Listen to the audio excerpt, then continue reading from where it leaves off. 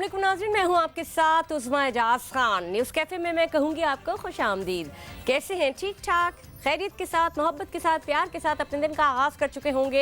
हम भी अल्लाह ताला के बाबरकत नाम के साथ अपने दिन का आगाज़ करके नमाज के साथ, खैर आफियत के साथ, मोहब्बतें देते हुए, समेटते हुए और लेते हुए और आप तक यहाँ तक पहुँचते ताकि आपसे अपनी उन मोहब्बतों को शेयर कर सकें, कुछ इल्म आपको दे सके, कुछ अपने आप को हासिल कर सके, कुछ ऐसी बातें जो मेरे मन को अच्छी लगे वो आप तक पहुँचा सकूँ, और कुछ माशी हवाले से, कुछ माशरती हवाले से माशरे में क्या अप्स एंड डाउन्स हो रहे हैं, किन जगहों पर हम रह रहे हैं और उन जगहों पर रहते हुए हमें किन मसाइल का सामना है, हमारी रोज़मर्रा की बातें।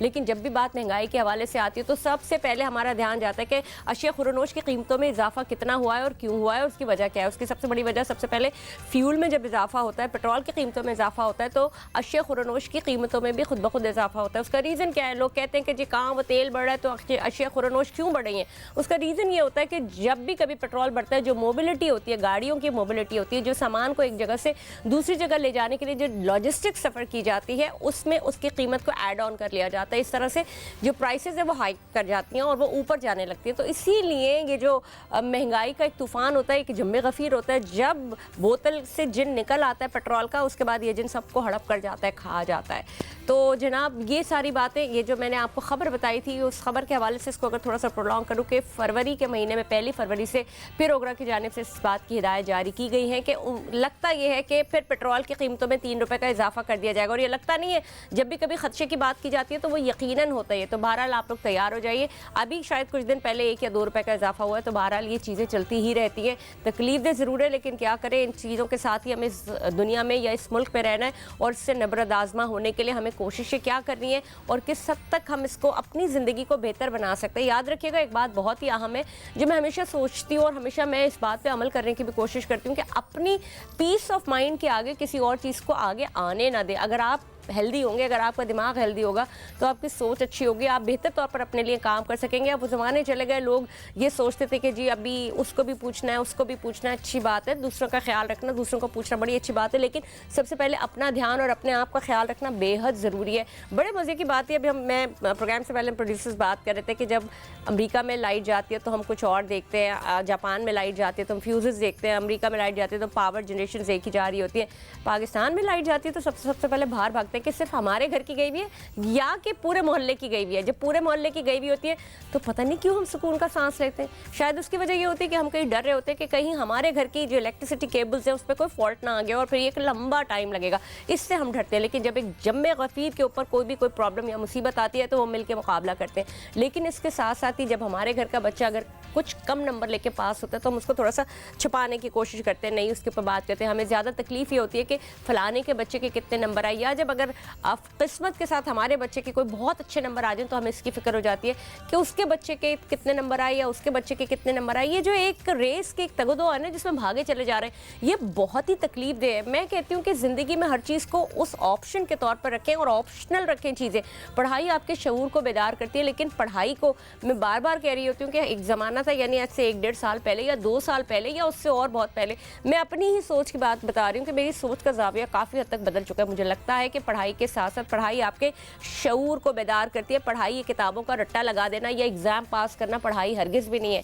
आप दुनिया के दूसरे दीगर ममालिक में जाएँ, आपको पढ़ाई के साथ आपको जब तक कि आपके अंदर हुनर नहीं है, हुनरमंदी नहीं है, स्किल डेवलपमेंट नहीं है, इवन दो हर जगह पे अब, तो फिर आप वो उस तरह से एक मल्टीपल एक शख्सियत के हामिल नहीं हो सकते और अपने आप को मल्टीपल शख्सियत और मल्टीपल स्किल्ड होल्डर का हामिल बनाइए। यही आपकी कामयाबी है और इसी कामयाबी के साथ आपको आगे चलना है, क्योंकि अब आपको एक जगह पे हाथ पाँव नहीं मारना कि एक आदमी की इनकम आ रही है वो सारा घर बैठ के कर रहा है। आपको 4-5 डब्बे बनाने और 4-5 स्किल्स आपको सीखनी है ताकि एक डब्बे में एक चीज़ जाए, एक डब्बे में एक चीज़ जाए, एक जगह वो जब वो डब्बा भरे, मेडिकल का डब्बा अलग है, आपकी ट्रैवलिंग का डब्बा अलग है, थोड़ा थोड़ा सही, लेकिन अल्लाह ना करे कोई बीमारी आ गई, कोई प्रॉब्लम आ गई, एजुकेशन का डब्बा अलग, तो आप उसमें से वो निकाल के पसंदाज कर सकें। अब उसके लिए ये आप कहेंगे कि ये तो अजीब सी बात करें, यहाँ तो रोज़गार ही नहीं है, तो हम कहाँ से 5 जगह अपनी इनकम को तकसीम करें। तो अपनी इनकम को जनरेट करने के 5 तरीके होने चाहिए। अगर आपको कहीं पे 9 to 5 जॉब करनी है तो आपको उस जगह 9 to 5 ही करनी है, आपको 9 to 5 5 मिनट भी ऊपर नहीं देने, ताकि आप अपने मजीद टाइम को यूटिलाइज कर सकें। आपको अगर रात को 12 बजे सोना है तो आपने 11 बजे सो के आपने सुबह 4 बजे उठना है, ताकि आप जो बाहर की दुनिया उससे कनेक्ट कर सके, अपने अंदर स्किल डेवलपमेंट को पैदा कर सके, या फिर डिजिटल मार्केटिंग या इस किस्म के और बहुत सारे ऐसे बिजनेसेस हैं जो आप दुनिया के साथ एफिलिएट कर सकते हैं। तो 2 घंटे आप उसको दें, 3 घंटे आप उसको दें, कुछ पैसे वहाँ से भी आने चाहिए। कुछ नहीं तो आजकल घर बैठी ख़वातीन को कट पेस का काम भी दिया जाता है और उससे वो $1, $2 या $3 रोज़ कैसे कमा रहे होते हैं। तो कुछ ना कुछ ज़र्रे करके अगर आपको $100 या $150 भी एक घर बैठी खातून को पड़ जाता है तो कुछ तो आ ही रहा है ना। अगर 1 घंटा है, बल्कि इससे ज़्यादा, मेरे ख्याल में मैंने पढ़ रही थी कहीं कि $1,000 या फिर $1,500 मिल जाते हैं, तो कुछ ना कुछ आपके घर का। तो इसी तरह से आपको हर बच्चे को 4, अगर घर में लोग हैं तो चारों को थोड़ा थोड़ा अपना टाइम मुख्तसर करके उन डब्बों को भरना पड़ेगा, ताकि आप अपनी ज़िंदगी को, मैं ये तो नहीं कह सकती कि आप बेहतरीन बना सकते हैं, लेकिन सहल ज़रूर कर सकते हैं।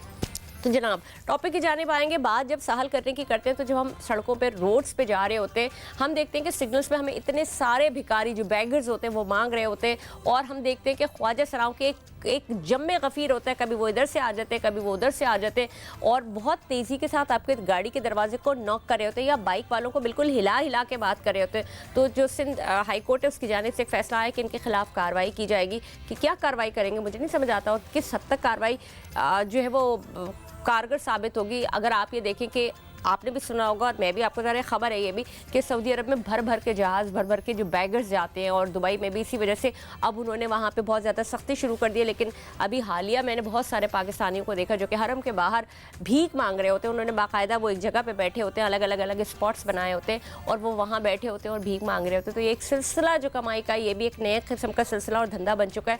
आप वैसे किसी की मदद कर दें, ये अलग बात है, लेकिन रोड्स के ऊपर भिखारी। लेकिन सिर्फ यहीं की बात नहीं बताऊँ, मैं पेरिस में थी, मैंने वहाँ पर देखा, और मैं अंदर एक रेस्टोरेंट के अंदर थी, वहाँ एक भिखारी अंदर आ गया था और उससे अंदर आके मांगा। इसी तरह से चाइना में भी, तो मेरे ख्याल में ऐसा नहीं है कि आप किसी भी चीज़ से भाग सकते हैं। ये दुनिया का एक सिस्टम, एक निज़ाम है जो चल रहा है। अब इसके ऊपर किस रोक करना, या इसके ऊपर किसी तरह से इसको रोकथाम करने की कोशिश करना, या कौन से ऐसे टर्म्स है या कौन सी ऐसी चीज़ें जो इनके ऊपर लगाई जा सकती हैं जिसकी वजह से इस माफिया को फ़रोग ना मिले, इसी पर बात करेंगे। मेरे साथ मेरे बहुत ही मुअज़्ज़ज़ मेहमान गिरामी मौजूद है, तज्ज़ियाकार है शब्बीर शफ़क़त साहब। अस्सलाम वालेकुम, कैसे हैं? ठीक ठाक? शब्बीर साहब, थोड़ा सा एक मैंने जनरल लेके आधा पेश किया, आप ज़रा इस हवाले से कुछ मुझे डिटेल्स बताएं। देखिए, ये भी आपने जो बात की है इंट्रो में बड़ा ज़बरदस्त कहा, आपने तमहीद बांधी, और आपने कहा कि जी हाई कोर्ट ने ये फ़ैसला दिया है। बात, ये फ़ैसले तो बहुत आते हैं, बात तो अमल दरामद की है जी। फ़ैसले तो बहुत हैं, आइन के अंदर जो चीज़ें हैं उसके ऊपर हम कहाँ अमल कर रहे हैं। फ़ैसले आ गए, अब फ़ैसलों पर अमल दरामद हाई कोर्ट ने तो नहीं करवाना ना,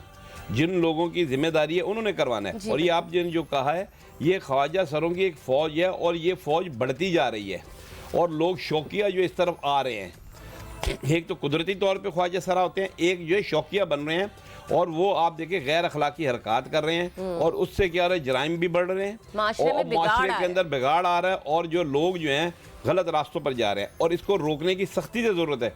लेकिन मैं नहीं समझता कि हाई कोर्ट का जो फैसला आ गया इस पर अमल दरामद जो है, जिन लोगों ने करवाना है वो तो कमाई के धंधे में लगे हुए हैं। यहाँ फैसले जो होते हैं ना, यहाँ बंदे मजबूत होते हैं, कानून मजबूत नहीं है पाकिस्तान में। पाकिस्तान में ये ज़हन में बात रखे, बंदे अदारे मजबूत है, कानून मजबूत नहीं है। कानून तो सिर्फ किताबों में नहीं लिखा हुआ, बस उसको पढ़ना भी नहीं आता, एक लाइन पढ़ के सुना दी, एक दफा कोई चटकला और शोशा छोड़ दिया, उस कानून की 2 लाइनें पढ़ के सुना दी, तो वही होता है। लेकिन बताएं कि सफर तो आम आवाम करिए ना। ये जो ख्वाजा सराओं के मैं बात कर रही हूँ, अल्लाह ताला इनके लिए कोई ना कोई इंतजाम क्यों नहीं किया जाता, क्यों इनको किसी जगह पर नौकरियां नहीं दी जाती, या फिर इनकी तालीम या स्किल्स का ख्याल क्यों नहीं रखा जाता? देखिए जी, बात तो ये है ना, मैं हमेशा ये कहता हूँ कि जब जिस कौम या जिस मुल्क के सरबराह के पास या जो हुकूमत चला रहे हैं उनके पास अगर विजन और कौम के लिए प्यार और दर्द नहीं होगा तो फिर कुछ नहीं। आप तो ख्वाजा सरा की बात कर रहे हैं, यहाँ तो माजूरों को मारा जाता है, माजूरों को हक नहीं दिया जाए। बात यह कि ये हकदार को हक ही नहीं दिया जा रहा, तो आप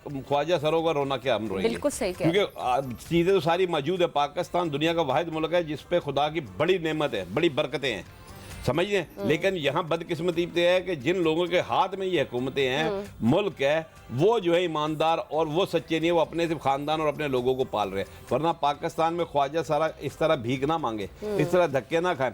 कितने ख्वाजा सरा जो आज डॉक्टर्स भी हैं, वो आज पार्लियामेंटेरियन में भी बैठे, आज क्या क्या वो नहीं कर रहे। लेकिन मसला ये है कि आप इन ख्वाजा सरों के साथ और या जो बंदे पढ़े लिखे हैं आप उनको अब नौकरी ही नहीं दे रहे। वो जो पढ़ा लिखा बंदा जो है, मैं आपको अभी भी बताता हूँ, एक पीएचडी लड़की है, पीएचडी लड़की, उसने मतलब कि एक इलाके में मेट्रोवेल के अंदर स्कूल खोला कि आर्मी पब्लिक टाइप का, लेकिन उसके स्कूल को चलने नहीं दिया, उसको जाली केस चेकों के जरिए आज 13 महीने से वो जेल में बंद है। उसने मैट्रिक से लेके पीएचडी तक उसने स्कॉलरशिप ली हुई है। तो ये डिफ्रेंशिएट करना, तफरीक करना तो हम ही करते हैं ना। ये देखिए, एक बात ये होती है कि जब हम सड़क पर जा रहे होते हैं हमें बुरा तो लगता है, एक अंदर से एक अजीब सी एक फीलिंग आती है। कोई आपके दरवाजे को इतनी ज़ोर ज़ोर से वो चाबी से या किसी चीज़ से टक टक टक टक करते हैं या बद्दुआएं दे देते हैं अगर आप उनको ना सुने, इससे भी इंसान डरता है। और या फिर वो कुछ ऐसी बातें करते हैं। लेकिन ये माशरे में एक कहते हैं ना कि फूल होते हैं और बहुत सारी, जैसे हम घर को सजा रहे होते हैं तो उसमें डेकोरेशन पीसेस होते हैं, तो ये हमारे माशरे को बदनुआई दिखाते हैं कि इसकी क्या रीज़न हो सकती है। हम जिस माशरे में रहते हैं वहाँ तो सभी तकलीफ में। देखिए बात ये, जो बंदा आज आप ये देखिए कि कोई एक मुझे बता दे जिन के बंदों के पास अख्तियारत हैं वो भी परेशान हैं, क्यों वो ईमानदारी से अपना काम नहीं कर रहे। मैंने आपको बताया ना कि आप घर से आप जब निकलते हैं, आप कितना फासला आपके यहाँ तक पहुँचने का और कितना टाइम लग जाता है। आप अब देखें सैवरेज, पूरी कराची आज जो है सैवरेज के निज़ाम में डूबी पड़ी हुई है। तो कौन कर रहा है? आज हाई कोर्ट ने फैसला किया, हाई कोर्ट ने कितने फैसले किए और कितने फैसलों पे अमल दरामद हुआ। चीफ जस्टिस नसार साहब थे, उन्होंने फैसलों पे अमल कराया, लेकिन क्या उन फैसलों पे अमल कराया? उन्होंने जो शराब पकड़ी थी वो लेबॉर्ट्री में जाके वो शहद बन जाती है। तो आप चीफ जस्टिस अभी लेबॉर्ट्री में तो नहीं जाएगा, चीफ जस्टिस तो फैसला देगा ना, देखेगा। अब आप हाई कोर्ट ने भी तो फैसला दे दिया, अब जिन्होंने इम्प्लीमेंट करना है उन बंदों का काम है, उन अदारों का काम है कि उनको पकड़ें और उनके लिए कोई जरिए मुआश का बंदोबस्त करें।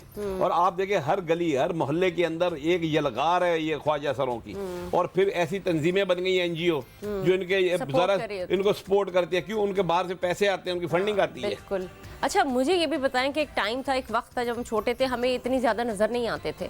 अब तो बहुत नज़र आते हैं। क्या इनकी पैदावार ये हो ही गए हैं, लेकिन लोगों ने ये अपने आप को ये रूप धार लिया। ये जी इंडस्ट्री एक बन गई हुई है, जस्ट लाइक अ बैगर। ये भी एक जो इंडस्ट्री बैगिंग का ही तरीका है ना। ये जो ख्वाजा सरा ये बैगिंग तक रहे तो महदूद हैं, लेकिन ये और आगे जा रहे हैं। ये जिन जिनसी अवामिल में मुब्तला हो गए हैं और जिस तरह से ये जिस नौजवानों को बेरा रवि की तरफ लेके जा रहे हैं, इससे न सिर्फ बीमारियां जन्म ले रही हैं और उसके साथ साथ और न जाने कितनी माशरे में और बुराइयां। और फिर उनको देखा देखी दूसरे जो बच्चे हैं, मैंने ऐसे बंदे भी देखे हैं जो ख्वाजा सरा नहीं है लेकिन उन्होंने ख्वाजा सरा का रूप धारा हुआ, पढ़े लिखे हैं, वो मांगने के लिए वो उन्होंने ये किया है कि ये आसान तरीका है क्या। अच्छा, मुझे एक बात बताएं, ख्वाजा सरा का रूप धार के मांगना ज्यादा आसान होता है?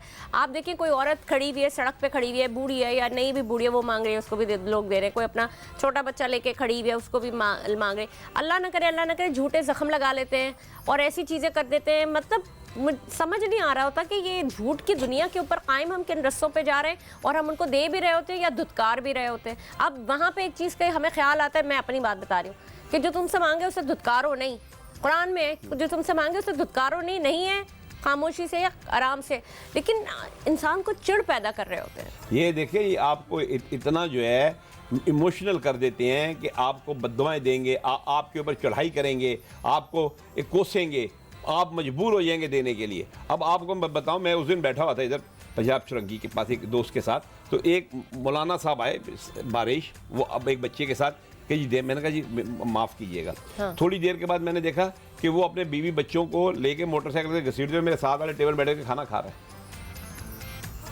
अब आप इसको क्या कहेंगे?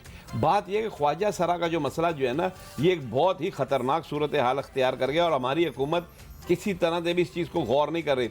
अगर हमारे नौजवान बच्चे और बच्चियां जो हैं इस तरफ चले जाएं तो पाकिस्तान तो फिर ख्वाजिस्तान हो जाएगा, पाकिस्तान तो नहीं रहेगा। बिल्कुल। जिस तेज़ी से आज ख्वाजा सरा बन रहे हैं, तो इसको रोकने की ज़रूरत है, इसकी हौसला शिकनी करने की ज़रूरत है। हम इसकी हौसला अफजाई करते हैं, हम इनके प्रोग्राम्स करते हैं। आपने देखा नहीं, फ्री हॉल्स के अंदर ख्वाजा सरों के बाकायदे प्रोग्राम्स होते हैं जी। आप उनको सपोर्ट करें, आप उनको इनकरेज ना करें। मुझे बताएं कि क्या अगर एक कोटा होता है मजदूरों का, उसमें ज़रूरी नहीं है कि पढ़े लिखे हों, स्किल्ड हो, उसमें आपने ईंटें उठानी है या आपने मजदूरी के काम, उसमें आपको मजदूरी किसी को भी मिल जाती है, तो आपको नहीं लगता कि इससे ख़ास तबके को जो नहीं पढ़ा लिखा है, अगर एक मजदूर की जो दिहाड़ी है एक दिन की, वो मुझे लगता है कि अगर पूरा दिन वो मजदूरी करता है 1500 होती है, मैं सही कह रही हूँ, 1500 कम से कम 1500-2000 होती है। अगर ये लग जाते तो 1500-2000 का मतलब है अगर इनको रोजाना की पड़ती है तो इनका कम से कम 50-60 हज़ार रुपये इनको महीना मिलेगा। ऐसा ही है कुछ। तो फिर इस तरफ क्यों नहीं जाया जाता, क्यों इनको इस तरफ, या ये करना ही नहीं चाहते, या ये अपने चेलों और गुरुओं के साथ ही अंदर रहना चाहते, या इनके ऊपर वही बात आ जाती है कि नजरे करम है ही नहीं।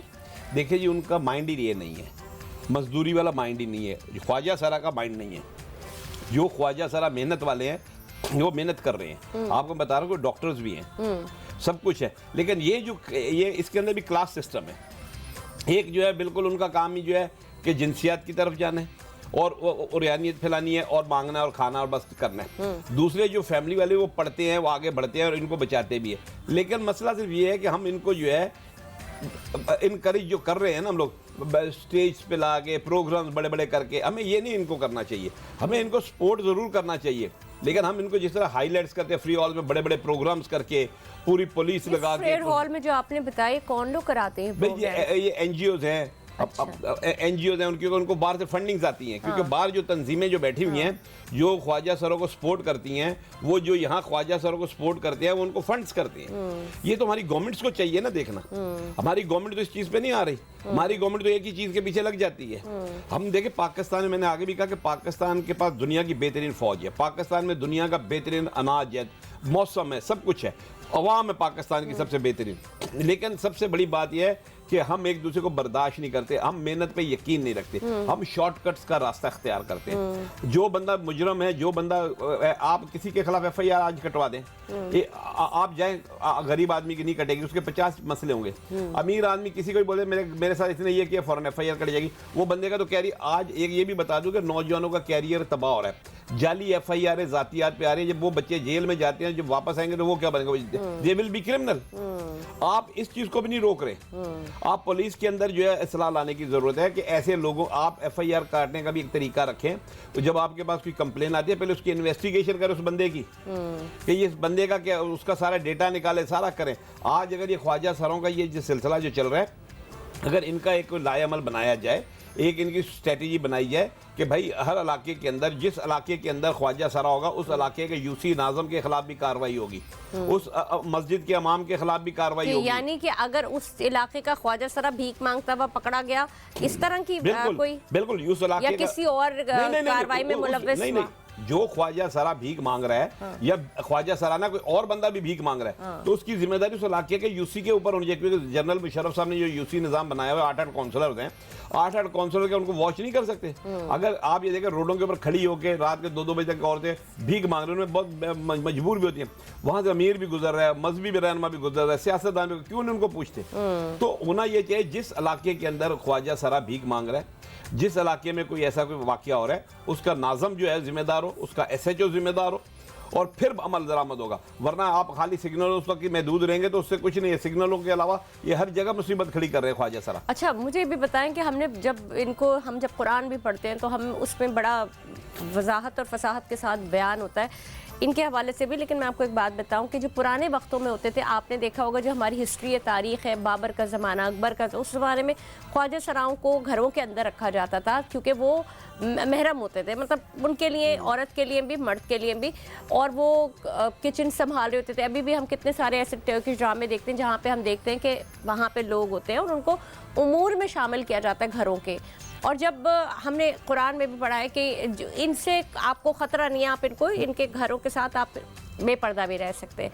तो फिर हमने ये भी तो एक इंडस्ट्री है ना, आप घरों के काम काज में इन लोगों को शामिल करें, आप खाने, अभी भी मैं कुछ ऐसे खानसामाओं को जानती हूँ जो कि ख्वाजा सरा है और बहुत अच्छा खाना बनाते हैं, इस तरह के लोग हैं, तो हम इस तरफ क्यों नहीं प्रोमोट करते? ऐसा नहीं है कि इनको बिल्कुल ही यकसर नज़रअंदाज कर दिया जाता है, जगह तो है, या मुझे लगता है ये ही नहीं करना चाहते। देखिए, कुछ ये भी नहीं करना चाहते, कुछ हमारे मेहरबान भी नहीं करना चाहते। आपने भी कुरान की बात की, तो बाइबल के अंदर एक वजीर मिनिस्टर गुजरा है, नुमान कोड़ी था, उसको कोड़ पड़ गया था, लेप्रेसी हो गई थी उसको, तो वो बंदा जो था वो मिनिस्टर, फाइनेंस मिनिस्टर था, वो ख्वाजा सरा था। और आपको ये बता दूं कि आप रोमन गवर्नमेंट के दौर के हुकूमत में चले जाएं तो वहाँ ख्वाजा सरा जो होते थे वो बादशाहों की मलका को क्या करते थे, तो तैयार करते थे। जी बिल्कुल, वो उनको तैयार करते थे।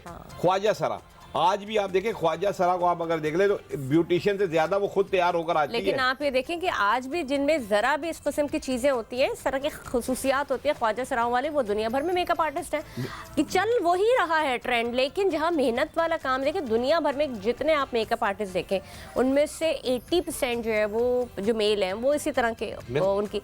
लेकिन हमारे पास इंडस्ट्री में तो बहुत सारी जगह है काम करने के लिए।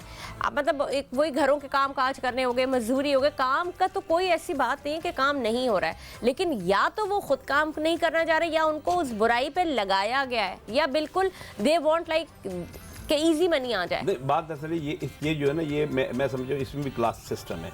ये जो निचला तबका जो है ना, ये ज़्यादा जो मांगने और दूसरे में जो लोग फैमिली वाले हैं वो अपने बच्चों को पढ़ाते भी, बेशक वो ख्वाजा सरा भी हैं, दूसरे वो मेहनत कर रहे हैं, सारा कर। ये वो लोग हैं जो घरों से भागे होते हैं, बुराइयां कर रहे होते हैं, वो घर वालों ने इनको निकाल दिया होता है, फिर इनके पास कोई ठिकाना नहीं होता, फिर ये गुरुओं के पास जाते हैं, उधर अपने डेरे बनाते हैं, वहाँ रहते हैं। बाकी जो ख्वाजा सर में जो अपर क्लास है ना, वो आप देखें पढ़ी लिखी है, सारा काम भी करती है, वो सारे काम भी करे। आपको पता है एक निशा रॉय जो वकील है ख्वाजा सरा, जी जी। लेकिन ये जो निचला तबका जो है ये जो है बुराइयों में जाता है। हाँ। और घरों से भागता है, फिर घर वाले इनको निकाल देते हैं, तो फिर ये रोडों पे फुटपाथों पे, ये वो वाला तबका जो प्रॉब्लम क्रिएट कर रहा है, जो सिग्नलों पे आपको मांगता हुआ मिल रहा है। तो ये ना पढ़ते हैं ना कुछ है। लेकिन मुझे एक बात बताना, इनके तो मेंटल जो एबिलिटी है वो उनको रोकती है ना, वो सारे काम करने से।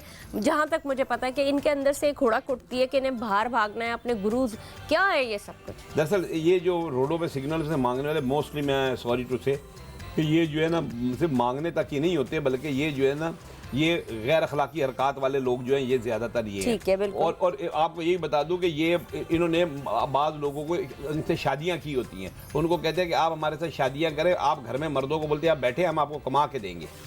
अच्छा। हाँ, ऐसे ख्वाजा सरा भी हैं जिन्होंने शादियाँ की हुई हैं, बंदे हैं उनके पास, उन्होंने अपने बंदे रखे हुए हैं, वो बंदे काम नहीं करते, वो हडराम होते हैं, वो घर पर बैठे रहते हैं, तो ये उनको कमा के ला के देती हैं और ये अपनी ख्वाहिशात पूरी करती है उनसे। ये भी है, ये भी सिलसिला चल रहा है, हमने कई जगहों पे ऐसे देखा। लेकिन हमने बहुत ज्यादा ये नहीं देखा कि जो हमें देखा है कि औरत का रूप धारते हैं ज्यादा। क्यों है, क्या वजह है? वो ये औरत का रूप इसलिए धारते हैं क्योंकि उनको पता है कि ये रूप धारने से जो है ना अट्रैक्शन पैदा होगा। अच्छा। अगर मर्द का रूप धारेंगे तो कौन आएगा? अच्छा। तो ये आप ये देखें, मोस्टली ये झाड़ियों में बैठे होंगे या अंधेरों में खड़े होंगे, जैसे ट्रैफिक पुलिस वाले नहीं है। मैं तो कहता हूँ ट्रैफिक पुलिस वाले और ख्वाजा सरा में कोई फर्क नजर नहीं आता। ख्वाजा सरा भी क्या करेंगे, कोने में छुप के बैठे होंगे कि कब शिकार है तो पकड़े, और ट्रैफिक वाला भी कोने में छुप के बैठा है, कब कोई बंदा सिग्नल तोड़े तो मैं उसको पकड़ूं। ठीक है, ठीक। अच्छा, अब मुझे बताएं, ठीक है सही आपने ये बात तो कि लेकिन जब जिस वक्त जेंडर डिस्क्रिमिनेशन की बात आती है, आपने देखा होगा कि जिस वक्त नादरा के फॉर्म में इनका नाम लिखवाया और इनकी जेंडर को डिस्क्राइब करना था, तो उसमें उन्होंने ये कहा था कि जिसकी शख्सियत और जिसकी शक्ल मर्द से मुमासलत रखती है वो उसे मर्द की कैटेगरी में लिखा जाए, और जिसकी औरत से मुमासलत करती है और औरत से हरकत है उसको औरत की। तो क्या उसी फॉर्म में क्यों नहीं बढ़ाया जाता? जैसे कि आपने बताया कि जो मोतबर जो लोग थोड़े बेहतर लोग हैं वो उन बच्चों को उसी तरह से ग्रो करते हैं। नहीं, मसला ये है कि नादरा ने एक चीज़ कर दी, जैसे माजूर का एक दे दिया निशान, ऐसे इनका भी एक निशान दे दिया जाए कि ये ख्वाजा सरा है। हाँ। तो इनके लिए होना चाहिए। और मैं समझता हूँ कि अगर हुकूमत जैसे हाई कोर्ट है, अब हाई कोर्ट का चीफ जस्टिस अब जाके रोडों पे खड़े होकर तो नहीं पकड़ेगा इनको। वो तो आपके लिए फैसला करेगा, जो देखेगा वो बेहतर करेगा। अब हम चीफ जस्टिस को कुछ नहीं कह सकते, वो तो बेचारा कर रहे हैं। लेकिन जिन लोगों की जिम्मेदारी है, अगर वो इनको पकड़े, इनको डिटेंशन सेंटर में लेके जाएं, इनको आप स्टडी दें, इनको स्टडी सर्कल में बैठाएं, इनको बताएं कि तुम्हारी भी अफादियत है। अब आप देखें नशे वाले जो हैं वो रोडों में बैठे हुए हैं। एक ख्वाजा सरा का मसला नहीं, ख्वाजा सरा का तो मसला है ही नहीं, नशे वाले बैठे हैं वो भी मांग रहे हैं। अब आप क्या कर रहे हैं, नशे वालों को भी आप प्रमोट कर रहे हैं। हाँ। जो बंदा नशा बेच रहा है, आप क्यों नहीं उनको लटका देते? हाँ। चंद लोग हैं जो नशे बेच रहे हैं, आप उनको नहीं हाथ डाल रहे। ठीक है। जो पानी माफिया चंद है जिन्होंने प्रॉब्लम क्रिएट की, इसी तरह ख्वाजा सरा को भी सपोर्ट करने वाले हैं, उनको आप पकड़ें। आप इनको यहाँ सिग्नलों से लेके इनको आप बैठाएं, इनको काम दें, इनको आप लोगों के घरों में काम दें, उनको जो बंगलों में काम करते हैं उनको बोले इनको अपने पास रखें, इनको जाने ना दे, ये आपको 24 हर घंटे कैटेगरी में आ सकते हैं। देखिए पेंटर हो गए, मजदूरी वाले हो गए, दुनिया क्या काम नहीं कर सकते। लेकिन बात करे कौन? देखिए हम ना जाली रोबोट बना रहे हैं, मशीनी रोबोट बना रहे हैं कि वो काम करे। इतनी बड़ी मैन पावर है, ये इतनी बड़ी मैन पावर है। अगर आप देखें इसको स्प्रेड किया जाए तो कितनी ताकत है। आप देखें कि आजकल एक काम करने वाले जो मासियां आती हैं घरों में, अगर उन्होंने 4 घर के काम किए, 4 घर से अगर वो एक घर से 15,000 ले रही हैं या 10-15,000 ले रही हैं सफाई, ये दो छोटे मोटे कामों का एक मिसाल है, 10, 12, 15, 4 घर उन्होंने किए तो वो उठा के उनका महीना का 50 बन रहा है। आगे पीछे 10, 11 भी हुआ तो 50 बन रहा है उनका। तो जब उनका बन सकता है तो ये ख्वाजा सरा ये नहीं कर सकते। मैं ये नहीं कहती कि 50 भी काफ़ी है, लेकिन क्या वो मांगने वाली जो पैसा है वो 50 से ज़्यादा या 60 से ज़्यादा? हाँ, वो ज़्यादा इसलिए क्योंकि उनकी जिस्मानी तस्कीन उनको मिल रही है। हमें उस चीज़ से उनको निकालना है। हाँ। जब तक देखें मैं आपको बताऊं, ये नशे वाला जो नशा क्यों करता है, उसको जो है उसको ज़हनी सुकून मिलता है उससे।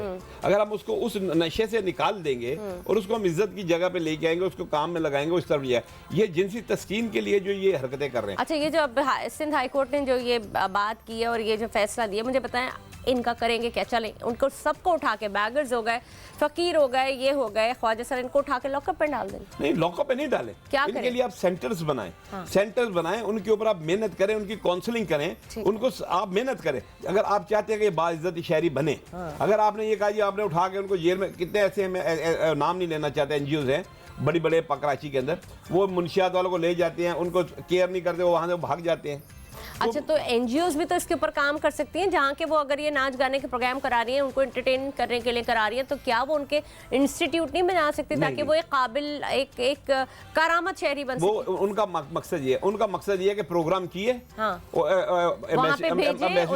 एम्बेसडर्स को बुलाए, इधर मिनिस्टर को बुलाया, पुलिस वालों को बुलाया, अदारों को बुलाया, प्रेस को बुलाया, फंड लेने के लिए, फंड मिलेगा, दैट्स ऑल। अच्छा। और उनको कोई पूछने वाला नहीं। ये तो हमारे पाकिस्तान की FIA को चाहिए कि ऐसे जो फंडिंग्स मंगा रहे हैं, उनको पता कर भी आप फंड जो मंगा रहे हैं, आप इन बेचारों को कर क्या रहे हो, इन ख्वाजा सरों को आप क्या कर रहे हो? खाली आपने इनको प्रोग्रामों में ही रखा हुआ है। जब फ्री हॉल में बस एक प्रोग्राम कर दिया साल के अंदर एक बार, और चलो अभी खत्म कहानी। ये तो उन्हें दुनिया को दिखाना होता है ना, क्योंकि वो मांगते हैं कि आपने क्या किया, आप क्या एक्टिविटीज कर रहे हैं, वो दिखा रहे हैं। अब मुझे बताएं कि गवर्नमेंट की आपको क्या लगता है कि गवर्नमेंट कौन सा ऐसा काम कर सकती है, मतलब इंस्टीट्यूट अभी जो इस फैसले के तहत कौन सी कार्रवाई अमल में लाई जा सकती है? देखिए जी, मैंने आगे भी आपको कहा कि ये UC लेवल पे काम होगा। चीफ जस्टिस साहब ने तो इम्प्लीमेंट कर दिया कि भाई आप ये करें, इम्प्लीमेंट करवाएं। ठीक है। अब ये जिस इलाके के अंदर, जिस सिग्नल्स के अंदर जो UC है, उसका SHO, उसका वो, ये सब पकड़ के एक सेंटर्स बनाएं, उसके अंदर सेंटर्स के अंदर अच्छे लोग बैठाएं जो इनको काउंसलिंग करें, इनको सफाई के साथ रहना सिखाएं,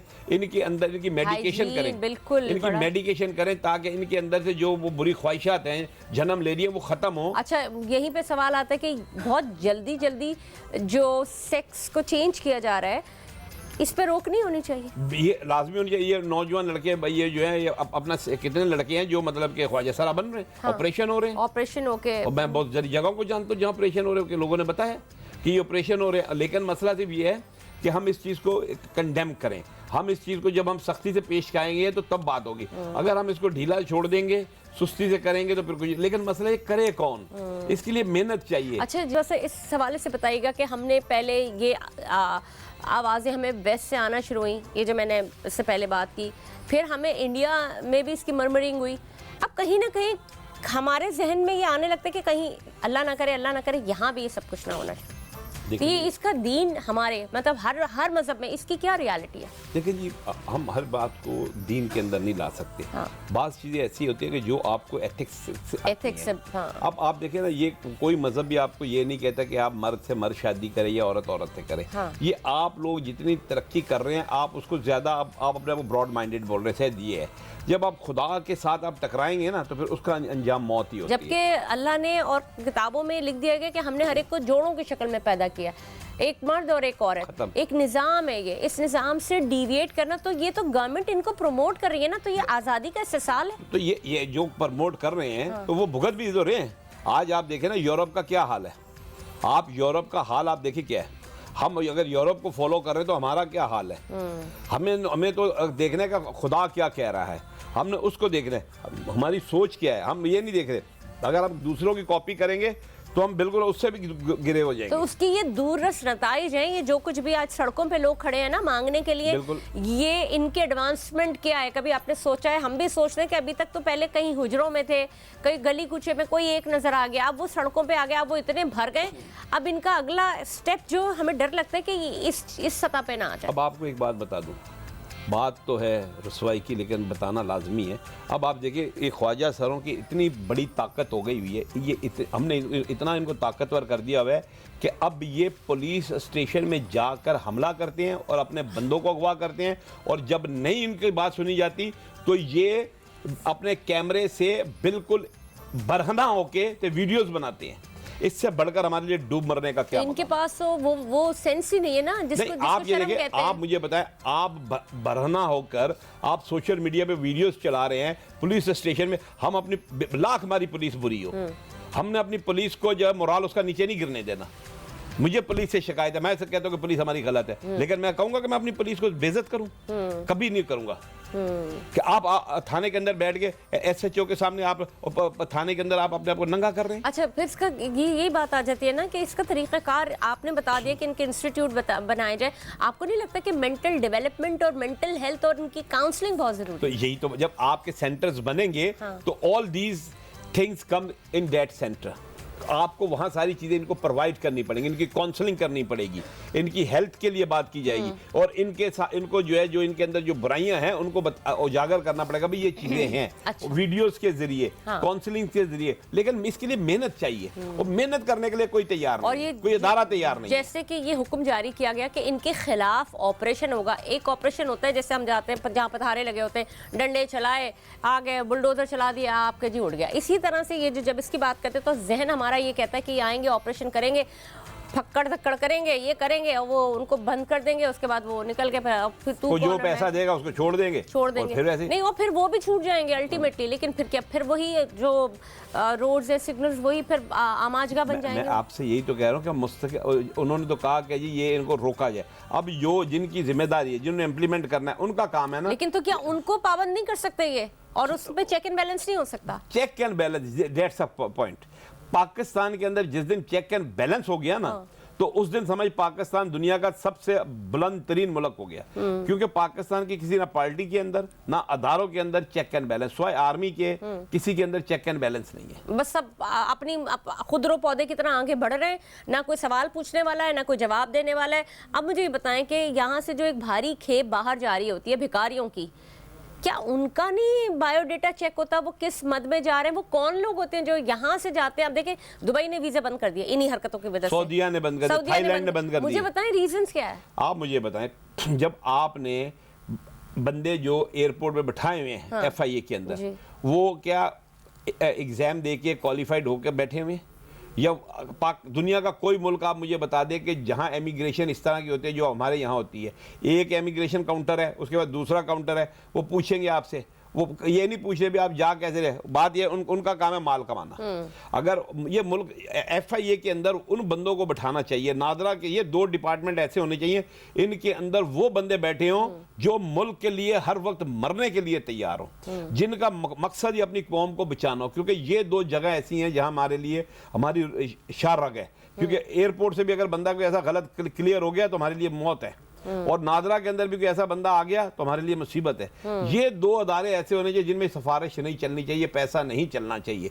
इसके अंदर कॉम्पिटेंट बंदे होने चाहिए, लॉयल बंदे होने चाहिए, फेथफुल बंदे होने चाहिए, तब जाके। और एयरपोर्ट के अंदर आप क्या करेंगे? आप पैसे दे क्लियर हो जाते हैं। अच्छा, अभी इतनी सख्ती के बावजूद भी ये भिखारी तो बाहर पहुंचे हुए, तो अब मैंने खुद देखा है, अभी मैं जब अभी आई हूँ, मैंने खुद अपनी आंखों से देखा है, तो वहां रहते हुए भी कार्रवाई नहीं होती। हम भी उन्हें दे रहे होते हैं कुछ ना कुछ, लेकिन वहां रहते हुए भी हो रही है कार्रवाई। देखिए, एक चीज होती है जो खुदाम होते हैं, अपना काम कर रहे हैं, किसी से कुछ मांग नहीं रहे, आपकी मर्जी, आप अपनी मर्जी से उनको कुछ, लेकिन जो बैठे ही मांगने के लिए।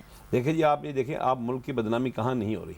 मुझे बताएं कि पाकिस्तान के को खुदा ने इतनी इज्जत दी, लेकिन ये भिखारियों की वजह ही नहीं है, और वजह से भी पाकिस्तान की बदनामी। अभी आप देख रहे हैं, थाईलैंड क्या मुल्क है, उसने पाकिस्तानियों के वीज़े बंद कर दिए। मैं खबर पढ़ रहा था मैंने कि थाईलैंड ने पाकिस्तानियों के लिए वीज़े बंद कर दिए। यानी कि इसका मतलब है पूरी दुनिया हमारे लिए बंद हो रही है। अब ये जो ट्रम्प आ रहा है इसने सारी इमदाद बंद कर दी। आखिर उसको भी तो किसी ने बताया होगा भाई आपका जो पैसा जो जा रहा है दवाइयों के ऊपर, मेडिसिन के ऊपर, हेल्थ के ऊपर, ये तो यूटिलाइज सही नहीं हो रहा। तो बदनामी किसकी हो रही है? अब बदनाम तो हम हो रहे हैं ना। पासपोर्ट तो ग्रीन पासपोर्ट की वैल्यू खत्म हो रही है ना, ये जो कर रहे हैं इनकी तो नहीं हो रही। अच्छा, ये मुझे समझ नहीं आती, मुल्क की कुछ जितने भी लोग ये हुक्मरान आते हैं, क्या इनके पास बिल्कुल ज़मीर नहीं होता या इनके कोई थॉट प्रोसेस ही नहीं होता? अगर आपको कोई जिम्मेदारी दी जाए या मुझे कोई जिम्मेदारी दी जाए, आप ज़मीर को भी हटा दिए, खाने वाले चोर उचक्के भी बन जाए, लेकिन कुछ तो, क्योंकि दोबारा आना है तो कुछ तो डिलीवर करना पड़ेगा ना, इस इमदाद का जवाब तो देना पड़ेगा, या इवन दो किसी भी चीज़ का। देखिए जी, जो आते हैं ना उनको पता है कि ये अवाम को कौन से नारे देने हैं और हमें फिर दोबारा इन्होंने हमें लाना है। आप ये देख ले, ये जो बंदे बैठे हुए हैं ना, इनको पता है कि आना हम नहीं है, मैं नहीं होगा तो वो आ जाएगा, और अवाम को नारे देते रहो, ये अवाम तो ऐसी है, ये अवाम को तो आप जैसे चाहे कहोगे उन्होंने मान जाना है। अवाम ने ये नहीं बोला कि ये बंदा गलत है, हम इसके पीछे हट जाए। हाँ। अवाम कहेगी ये गलत है, लेकिन वोट वाले दिन फिर उसके पीछे लग जाएगी। कसूर हमारा भी तो है, मतलब कौम का ही। फिर तो हम ये जो पाकिस्तान की नस्ल आदम है, इसको तो शुरू से लेके आखिर तक इनको नहीं समझ आ सकता। ये तो पूरा इंफ्रास्ट्रक्चर ही। मैं अगर छोटी छोटी चीज़ें, आज अगर आप यहाँ से सिर्फ अपने घर से यहाँ तक आए ना, आपने अपने घर से निकलने से लेकर और अपने घर से बाहर कदम निकालने से मसाइल का सामना होगा, चाहे वो सड़क है, चाहे वो हवा है, मिट्टी है, पानी है, खड्डा है, जो यहाँ तक आने तक आपको, अगर अब मैं आपसे पूछूं तो आप मुताद्दिद लातादाद मसाइल मुझे बताना शुरू कर देंगे। लेकिन क्या इसका सद्देबाब मुमकिन ही नहीं है? अब मैं आपको बताऊंगी, थोड़ा खुश होते हैं, फायरिंग करने लगते हैं, किसी की जान चली जाए, किसी को कुछ हो जाए। अभी मैं एक ये लेटेस्ट खबर है कि जी दूल्हा को, अब ये मतलब पुरानी थोड़ी सी बात हो गई कि दूल्हा को उठा लिया जाएगा अगर फायरिंग की गई, और दूल्हा को गिरफ्तार कर लिया जाएगा, उसके खिलाफ FIR की जाएगी। अच्छी बात तो अच्छी है कि कहीं पे तो रुके। नहीं, दूल्हे का इसमें क्या कसूर है? नहीं, मगर एक बात बताएं, उसी के बाराती होते हैं ना जो तो अगर वो कर रहे, अब आप बताओ, रोका तो जा सकता अभी है ना। एक मैं प्रोग्राम में था, एक बरसी के प्रोग्राम में था, तो साहब का कराची प्रेस क्लब के सदर भी आए हुए थे, सईद सरवादी साहब। वो बता रहे थे कि जी हमारे पास साउथ सिटी की एक डॉक्टर्स आई है, वो कह रही है कि ज़्यादातर पेशेंट जो है लियारी के आते हैं बैकबोन की तकलीफ से, क्योंकि वहाँ जो है रोड टूटे हुए हैं तो लोगों के मोरे हिले हुए हैं। अब आप मुझे बताएं, और आप जाके देखें लियारी को फंड इतना मिलता है कि जिसका कोई हद नहीं। बात आ जाती है चेक एंड बैलेंस की, पीपल्स पार्टी उनको बहुत फंड दे रही है, बहुत कुछ करे, लेकिन जो आगे लगे वो लोग नहीं कर रहे। तो इसी तरह हर जगह के अंदर जो चेक एंड बैलेंस अगर हो जाएगा ना, तो आप देखें फिर बहुत कुछ हो जाएगा, लेकिन चेक एंड बैलेंस नहीं है। और आज आप देख ले, ख्वाजा सरा जो है ना, ये हमारे लिए एक बहुत बड़ी मुसीबत बनेगी आने वाले वक्तों में।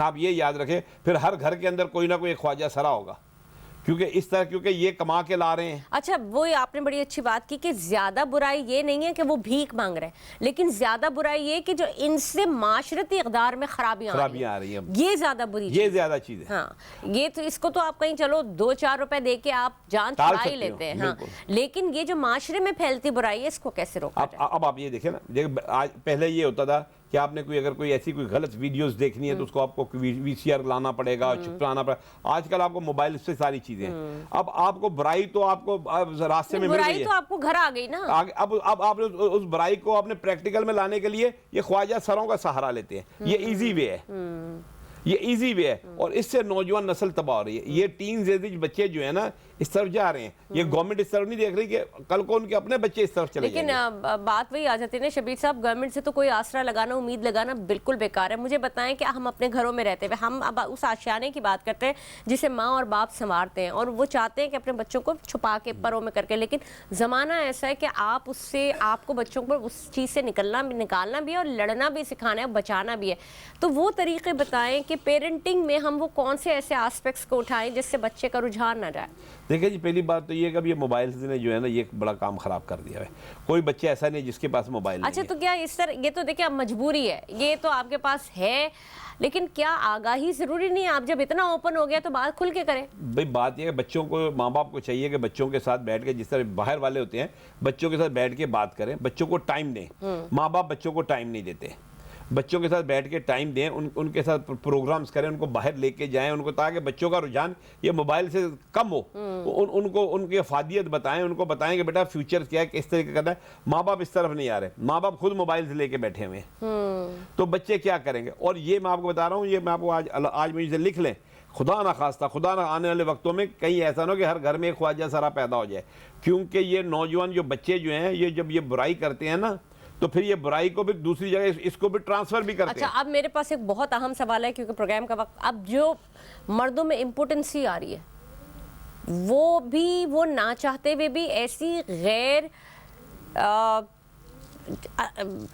चीज़ों में मुब्तला हो गए हैं कि वो काम करते हैं जिसकी वजह से वो उस काबिल नहीं रहते कि वो अपने जब उनकी जो शादीशुदा ज़िंदगी है उसको वो एंजॉय कर सकें, और फिर यहाँ से भी तो माशरे में बिगाड़ आता है, वो घर टूट जाता है। ये इम्पोर्टेंसी जो आ रही है इस पॉन्ड की वजह से और इन हरकतों की, मैं यहाँ that's very true, I agree with you, क्योंकि जब आप ये इस तरह की हरकतें करते हैं ना तो फिर जो आप जो अपने पार्टनर को सेटिस्फाई नहीं कर पाते, वो फिर आपका जो पार्टनर है वो फिर दूसरी तरफ जाता है। हाँ। और आज आप देखें तलाक का रेशियो जो है, आप कभी कोर्ट में चले जाए, तलाक का रेशियो ख्वाह मुस्लिम है क्रिश्चियन है अब जा रहा है, खास तौर से कराची के अंदर बहुत ऊपर जा रहा है, क्योंकि जिस बच्ची को भी पूछो वो यही कहती है कि जी ये खाली शादी का मकसद यही तो नहीं होता है, खाना पीना और ये होता है। तो उसके शादी का मकसद तो कतई ये नहीं होता, समझ रहे हैं? एक शादी तो एक निज़ाम है जिसमें आपका एक आपकी फैमिली, बच्चे और एक आपकी अल्लाह ताला ने आपको उस दायरे में रहना सिखाया। लेकिन मुझे बताएं ये इम्पोर्टेंसी, क्योंकि इसके ऊपर हमने एक अलग प्रोग्राम करना है बाकायदा। बिल्कुल जरूर। ये जो लड़के इम्पोर्टेंट हो रहे हैं ना बहुत ज्यादा,